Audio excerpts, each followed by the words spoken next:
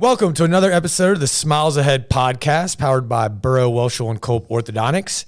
Today we have a special episode where we're bringing my buddy on, Eric Turner.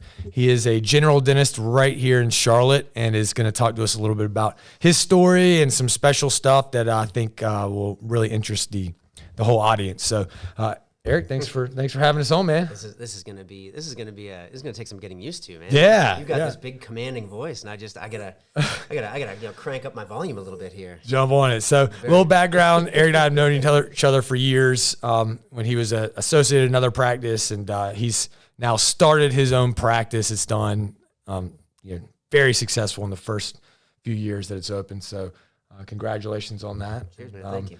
Tell us a little bit about that journey. A little quick 30-second synopsis. I know it could be 30. It could be 3 hours. We could sit here and talk about that. That was a long story, but I was raised in Philadelphia, trained in Philadelphia at Temple, and worked up there.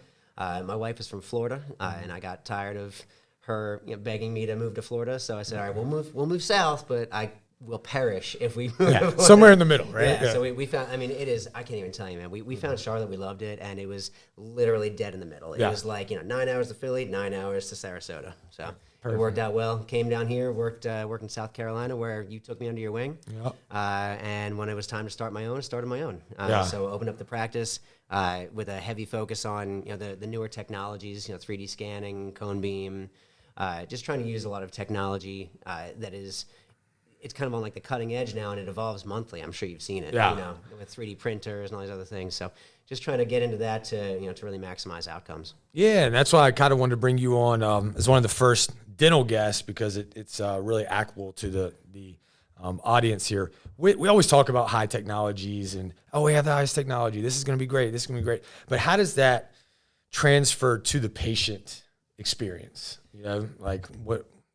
Great, we have really, really good technology, but how is that going to help me as the patient? I think as well as I do. I think half of it is just, making sure that you are on the leading edge of things. Yeah. And I don't think people want to see someone doing everything the old school way. Are there some old school ways that are as good or sometimes even better than the new school ways? Yup. Mm-hmm. But as we go on in our journeys, we're still early enough in our careers where technology can evolve and we can implement it responsibly, and it can lead to more precision, just better patient outcomes, better treatment, better comfort, which is what I'm trying to focus on.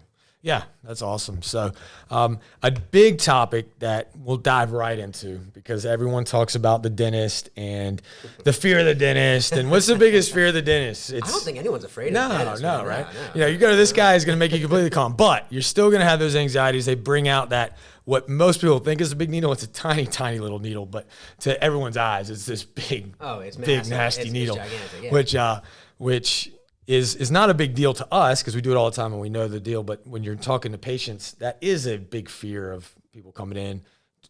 I want to get numb, but do I have to do the shot? How has that evolved? How has technology helped that? Is there any improvements on that you can talk about? Yeah, 100%. So, ever since we were in school, and probably some 50 or 100 years before we were in school, everyone's been numbing lower teeth, especially lower back teeth, the same way, right? We all learned the same inferior alveolar nerve block. And after a certain point, I started thinking to myself, this is such a strangely inaccurate technique. Like, the most widely used technique. Yep. We've been talking about it. It amounts to little more than just like, get it around the right area where you think the nerve might be, and then put the numbing medicine right in here, and hopefully you get enough medicine close enough to the nerve so the patient, and then you're sitting there, are you numb yet, Mrs. Jones? I don't know. Are you numb yet? I don't know. And then it's like, what? You say your lips a little tingly. Let's go ahead and see if we can get started. We start doing our work, and you can still feel it. Yeah. That's the nightmare, right? That's the awful, awful thing that everybody thinks about. Yeah. So I started using all the technology that I put in my office to make things a little more streamlined, a little more precise. Mm-hmm. So I started targeting my injections. Now tell us a little bit about targeting injections. Do you have a little, for the people watching, we have a little model here. We'll try to explain it. Yeah, hopefully this will translate well. But, if you can imagine, trying to, let's see. Oh, I can see over there. Yeah, there we go. So, trying to numb some of these back teeth requires not only just us, putting a little bit of anesthetic near the tooth, which we can for all upper teeth and for some lower front teeth, but for these lower back teeth, we're relegated to basically trying to get the anesthetic way back here. It's like, it's almost on like the other side of the planet, when it, if you think about, where the teeth are versus where the nerve is, you sit there and you think to yourself, all right, well, I was taught to inject in this way and try to get enough of the anesthetic around right in here, and hopefully it's there. But the reality is, I mean, you know as well as I do, you can't see where the nerve is in the mouth. Like, it's, again, we were all trained, you look for this one little ligament, and you go, it's like getting it's like the triangle, they said. You put it over the second premolar. It's like directions to grandma's house, right? It's like turn right at the red barn, but the second red barn that's kind of like less red than the first, so it's all these like vague landmarks. So I started saying to myself, this is kind of silly. Why don't we just get a CT scan of the jawbone, get a scan of the teeth, merge the two data sets so you know exactly the shape of the teeth, and you can replicate the shape of the teeth, and you know exactly where those teeth are relative to the position of the nerve. That never changes. You know what I mean? So, when patients open or they close or whatever it is, the tooth is still the same distance and location away from where the nerve is. So I used a little bit of 3D modeling and a little 3D design know-how to fabricate a little thing that kind of snaps onto the teeth and allows us to guide our injection exactly to where the nerve is. So instead of like 3, 4, 5 injections and hoping, oh man, I hope they're numb, I hope I got enough of the anesthetic where the nerve is, now you know that all of the anesthetic in that first dose went right to the nerve. No need for a second shot. No need to worry about, are they numb? Are they not? Yeah. You're numb. I was going to say, that's the biggest thing that people fear, like, am I numb? Are they going? Because they're saying, is your bottom lip? Like, I don't know. Is it numb?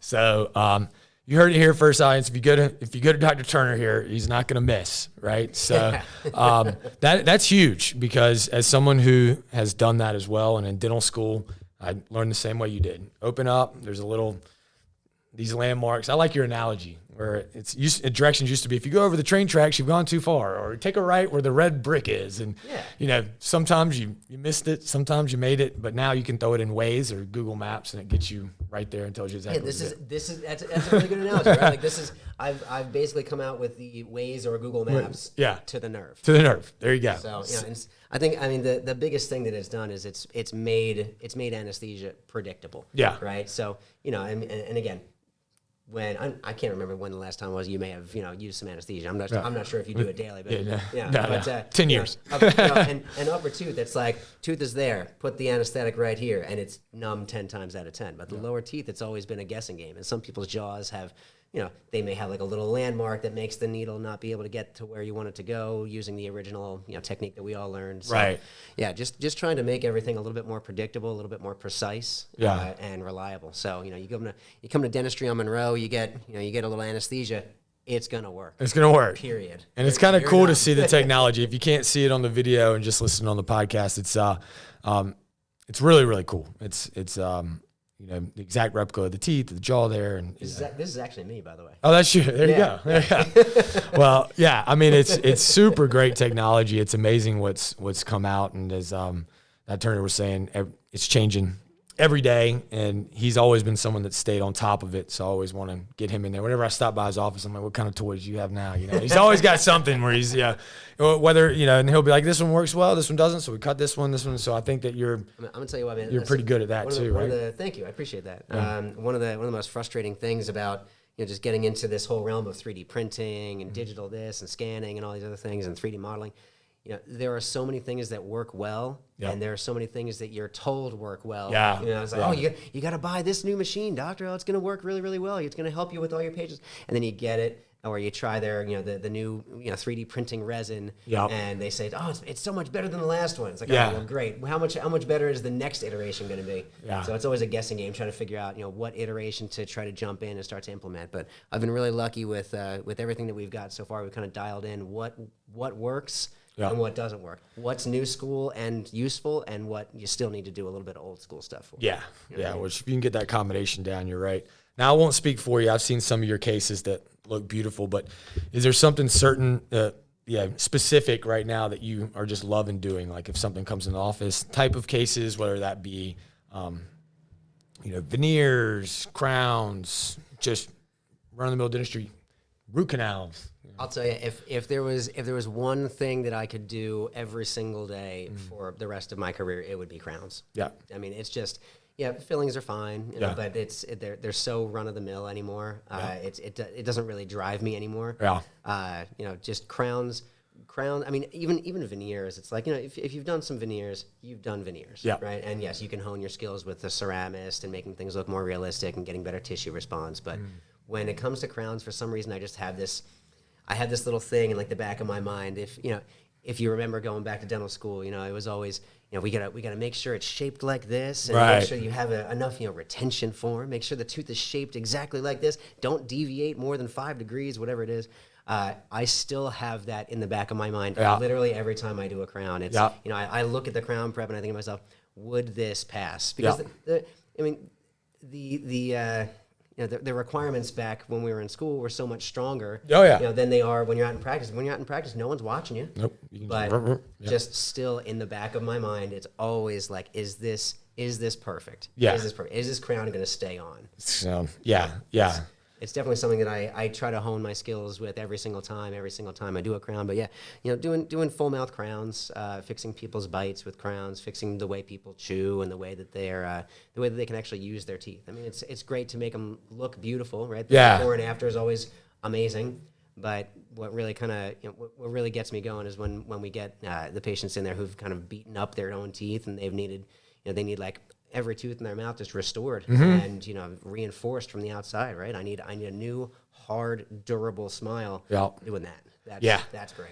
And we talk about that in ortho all the time. It's always fun to come in and people are like, oh yeah, the braces, you're gonna get this pretty smile. It's like, yeah, that's fun and cool, but the main thing is let's get you a bite where you're gonna chew so much better. Yeah, like we as a practitioner, we see no, you're actually gonna be able to eat a sandwich and you're not that meat's not gonna stay in the middle. You can tear everything apart. You're gonna be able to tear pizza. But getting back to crowns, a good point, and we talk about it a lot with our patients too, and they talk about their dentist wants to do this and this. Talk a little bit about the value of a crown. So some people will be like, hey, I got this big filling here. I think we're just going to watch it. Maybe we'll patch it up a little bit for a couple $100 versus doing maybe a $1,500, $2,000 crown. But where's the value in that? Because, I try to explain that to the people. In for sure. So, I mean, in my opinion, almost somewhat maybe semi-jaded opinion, the value is there when the work is done well. Right? Because you can go to someone and they can do a crown for you, and then the next day you bite down on it wrong and it breaks. Or the tooth ends up needing more treatment, or the crown just comes off, or whatever it is. The value in a crown is when it's done well, so that the tooth is stronger than it was before. A tooth with a big cavity or a really big filling. The filling's like 70% of the tooth. At some point, that tooth is going to break, or maybe it already has broken. Right, or it's cracking, and then that tooth's going to need to be taken out. So being able to reinforce the tooth with a hard ceramic coating, so that, and again, when it's done right, when it's when the tooth underneath is designed well, that crown doesn't come off, that crown doesn't break. I mean, I don't know if you've ever seen some of the ads for the new crown materials they have, but they're putting crowns on, blocks of wood, hitting them with sledgehammers. It just embeds into the wood. It's all good. Yeah. So it sounds like timing is huge too. So those people that just keep putting them off, we always encourage. We're like, hey, if your dentist recommends it, like they did it for a reason. They're not, the thought process is like, oh, they just want me to do the more expensive one. It's like, well, if you look at the time value of it, you're going to patch that cavity up 3 times, and then the tooth's going to crack. You're going to be in pain on a Saturday. Then you're going to have a root canal or an implant. That's going to be even worse. So I'm telling you, I don't think people dislike dentistry. I think people dislike poorly done dentistry, and people dislike the results of waiting to do good dentistry. That's is dentistry expensive? Yeah, but anything that's a worthwhile investment is usually going to be expensive. It's just a matter of making sure you get it done in a way that it was worthwhile. Right. Yeah, I think you're totally right on that. You never hear of somebody that got like a full mouth rehab and didn't love it, didn't like it, didn't think the value was there if they got it done right and it worked. Exactly. Right? Exactly. I mean, you hear people's testimonials all the time about changing their lives and things. So I personally have seen Dr. Turner's work. It's beautiful. It's great. Appreciate that. Thank you. So tell the audience, won't keep you any longer, but tell the audience where they can find you, social media, website. Yeah, for sure. The practice is Dentistry on Monroe, Dr. Eric Turner. Eric with a C, if you're curious. Practice is at 1620 Oakhurst Commons Drive in the Oakhurst neighborhood, right outside of Cotswold. Yep. So the whole Monroe Road corridor, that Mora corridor. A lot of great businesses going up there, a lot of great housing going up there. I mean, it's a building neighborhood. It's wonderful. Yeah. Websites www.dentistryonmonroe.com. Office at Dentistry on Monroe is where people can email us. Phone number is 980-423-1984. Again, it's Dentistry on Monroe. A lot of people call in. They're like, "You're in Monroe, right?" That was my fault. Right? Didn't take into consideration that there's a city called Monroe, but we are not in Monroe, North Carolina. We are on Monroe Road. In Oakhurst. Great location, great place where stuff seems to be popping off. Good. We'll put all that stuff in the show notes too. But Eric, thanks so much for coming on, and we will see you next time for another episode of the Smiles Ahead podcast. Cheers, man. Thanks so much. Yep. Thanks for listening to the Smiles Ahead podcast, powered by Burrow, Welchel, and Culp Orthodontics.